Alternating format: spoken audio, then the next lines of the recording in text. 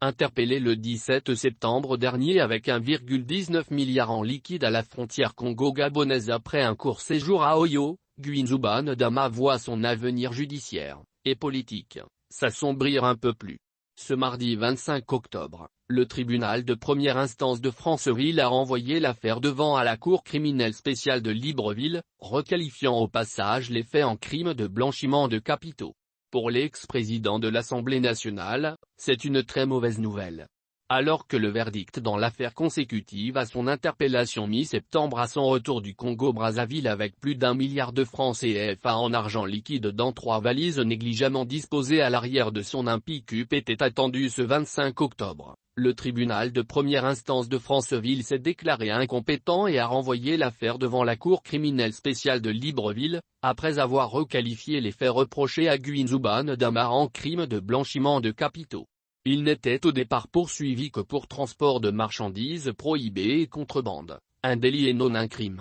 Pour ce magistrat très expérimenté, la décision du tribunal de première instance de Franceville doit être bien comprise, ce qui est loin d'être évident au vu des analyses plus ou moins hasardeuses faites dans les médias, NEDLR.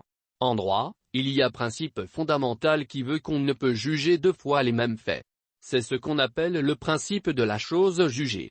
Le tribunal de Franceville, s'il avait rendu sa décision, aurait mécaniquement empêché la Cour criminelle spéciale de Libreville de se saisir plus avant du dossier. C'est pourquoi le juge de Franceville s'est déclaré incompétent, renvoyant l'affaire devant celui de Libreville devant lequel il est déjà inculpé du crime de blanchiment de capitaux mais aussi de celui d'intelligence avec une puissance étrangère, NEDLR, explique ce grand professionnel du droit. Selon lui, cette décision du tribunal de Franceville est de très mauvais augure pour M. Zoubane Dama. Sans préjuger de la suite, le fait que l'intéressé soit désormais passible de la Cour criminelle spéciale de Libreville, et non d'un simple tribunal d'instance, et qu'il est poursuivi non pour un délit mais pour un crime, accroît le risque qu'il encourt, explique-t-il. De fait, devant la Cour criminelle spéciale de Libreville, ce n'est pas 6 mois d'emprisonnement avec sursis et 2,380 milliards de francs d'amende que risque l'ex-président de l'Assemblée nationale, mais une peine bien plus lourde. À cela, s'ajoute un autre élément, politique celui-ci.